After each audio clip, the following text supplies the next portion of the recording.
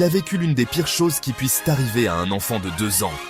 Pourtant, cela ne l'a pas arrêté, et il a fini par réaliser un rêve que Guardiola aurait peut-être empêché. Aujourd'hui, je vais te parler de Raheem Sterling, un joueur qui a surmonté de nombreux obstacles dans sa carrière. Quelle tragédie a-t-il vécu étant si jeune? Est-il vrai qu'il a dû travailler alors qu'il n'était qu'un enfant?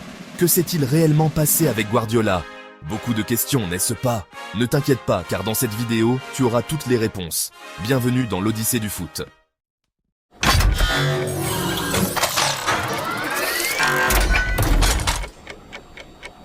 Quand une énorme tragédie frappe ton monde très tôt et bouleverse tout, il est très difficile de redresser la barre et de réaliser ton rêve.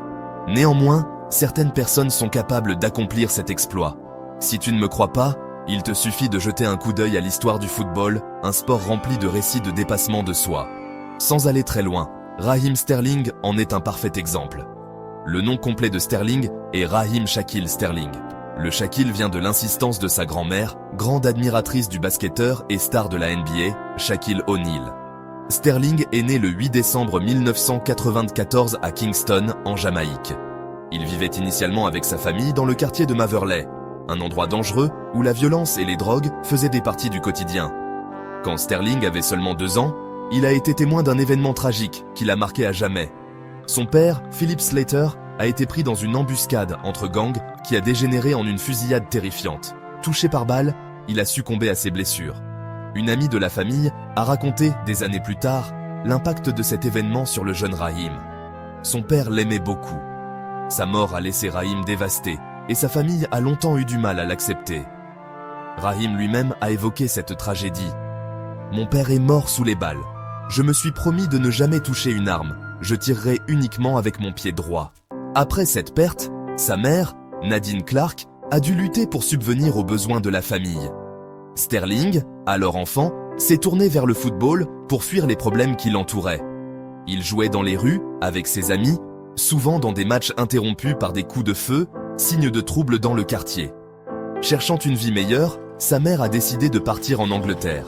Elle a laissé Raheem et sa sœur aux soins de leur grand-mère en Jamaïque. Ce n'est qu'à l'âge de 5 ans que Sterling a retrouvé sa mère à Londres, où ils ont commencé une nouvelle vie. Sterling adorait sa mère. Pour l'aider, il se levait tous les matins à 5 heures pour l'accompagner à l'hôtel où elle travaillait. Là, il l'aidait à faire les lits et à nettoyer les salles de bain avec sa sœur. Peu de temps après son arrivée à Londres, Sterling a commencé à s'entraîner dans différentes écoles de football. Il a finalement intégré l'académie des Queen's Park Rangers, malgré les trajets épuisants nécessitant 3 bus pour se rendre aux entraînements. Grâce à son talent exceptionnel, Sterling a rapidement attiré l'attention de grands clubs comme Manchester City, Chelsea et Arsenal. Mais c'est Liverpool qui a mis 500 000 livres sur la table pour le recruter à seulement 16 ans. Le reste de l'histoire de Sterling est rempli de succès sportifs et de défis personnels. Si tu veux découvrir d'autres récits inspirants comme celui-ci, n'hésite pas à t'abonner à l'Odyssée du foot et à aimer cette vidéo. Que penses-tu de Raheem Sterling? Guardiola a-t-il eu tort de le laisser partir? Je veux lire ton avis dans les commentaires. Raheem Sterling a fait ses débuts avec l'équipe première de Liverpool le 24 mars 2012, à seulement 17 ans et 107 jours. Il est ainsi devenu le 2e plus jeune joueur de l'histoire du club à disputer un match officiel. Ce jour-là, il est entré sur le terrain à Anfield à 6 minutes de la fin d'un match contre Wigan, qui s'est terminé par une défaite 1-2. Malgré cela, Sterling était aux anges. Il venait de réaliser un rêve en jouant pour l'un des plus grands clubs d'Europe. Ce fut le premier des 129 matchs qu'il jouerait avec Liverpool, où il a montré tout son talent. Quelques mois après ses débuts avec les Reds, Sterling a également rejoint l'équipe nationale anglaise. En 2014, il a reçu le prestigieux prix Golden Boy, récompensant le meilleur joueur de moins de 21 ans au monde. Sterling était un diamant brut que le Manchester City allait polir.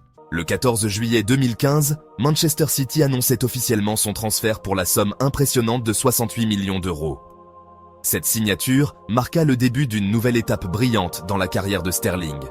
Sous les couleurs des Citizens, il est devenu une pièce maîtresse, remportant plusieurs titres.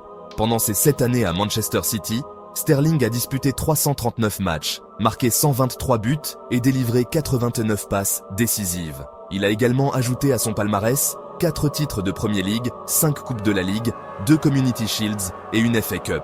Au début, il vouait une grande admiration à Pep Guardiola, qu'il décrivait comme un entraîneur l'ayant aidé à perfectionner les bases de son jeu. Il m'a appris à ne pas perdre de ballon bêtement et à me concentrer sur des choses simples. C'est incroyable de voir combien tu peux t'améliorer en te concentrant sur l'essentiel.